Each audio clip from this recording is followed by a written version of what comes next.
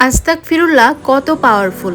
একদিন বিখ্যাত আলেম হাসান আল বসরি রহমতুল্লাহি আলাইহি এর কাছে তিনজন ব্যক্তি এলেন।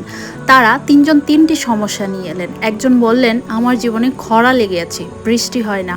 দ্বিতীয়জন বলল, আমার রিজিক কম, ব্যবসায় কোনো বরকত নেই। তৃতীয়জন বলল, আমার সন্তান হচ্ছে না, আমি কি করব? তখন হাসান আল বসরি সবার প্রশ্নের উত্তর দিলেন একটাই, তোমরা বেশি বেশি করে আস্তাগফিরুল্লাহ পড়ো। লোকজন অবাক হয়ে গেল, তিনজনের সমস্যা তিন রকম কিন্তু সমাধান একটাই কেন? তখন তিনি কোরআনের একটা আয়াত শোনালেন, তোমরা তোমাদের প্রভুর কাছে ক্ষমা চাও, নিশ্চয়ই তিনি ক্ষমাশীল। তিনি তোমাদের উপর আকাশ থেকে প্রবল বৃষ্টি বর্ষণ করবেন, তোমাদের সম্পদ ও সন্তান বৃদ্ধি করবেন, আর তোমাদের জন্য বাগান ও নদী প্রবাহিত করবেন। এই আয়াতে আল্লাহ স্পষ্টই বলেছেন, রিজিক, বৃষ্টি, সন্তান, বরকত সব কিছুর চাবিকাঠি ইস্তেগফার।